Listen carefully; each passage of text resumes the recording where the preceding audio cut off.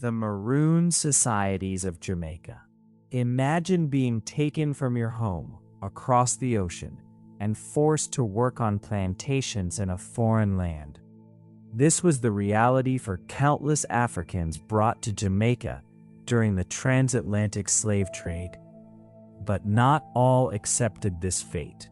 Some escaped into the mountains and forests, forming communities that would resist colonial powers for generations. These were the Maroons of Jamaica. The term Maroon comes from the Spanish word cimarron, meaning fugitive or runaway. The first Maroons in Jamaica were escaped African slaves who fled into the island's rugged interior during the 17th century. They settled mainly in the mountains of the Cockpit country and along the eastern coast, using the difficult terrain to their advantage. The Maroons weren't just survivors, they were fighters. They organized themselves into highly disciplined communities, often led by charismatic leaders such as Nanny of the Maroons and Cudjoe, who became legendary for their courage and strategy. These leaders turned the Maroons into a formidable force, capable of launching guerrilla attacks against the British colonial forces. The British saw the Maroons as a major threat. This led to two major conflicts known as the First and Second Maroon Wars in the 18th century.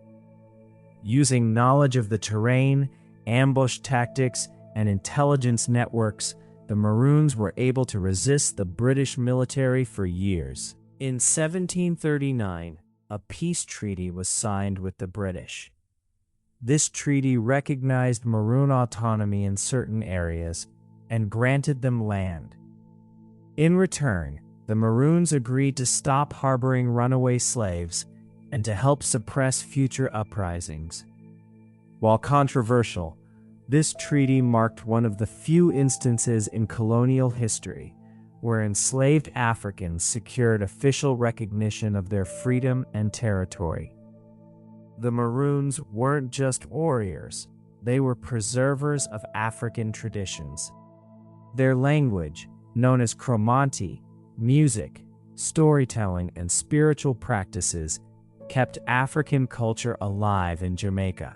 Festivals, drumming, and the use of the abang horn for communication are still part of Maroon culture today. Even now, communities like Akampong and Moortown in Jamaica continue to celebrate their heritage, maintain their self-governance, and educate new generations about their history. The Maroons symbolize resilience, freedom, and the unbreakable human spirit. The Maroon Societies of Jamaica are a testament to the power of resistance and cultural survival. From mountain hideouts to recognized autonomous communities, their story reminds us that even in the darkest times, courage and unity can forge freedom. The Maroons didn't just survive, they thrived, leaving a legacy that continues to inspire the world today.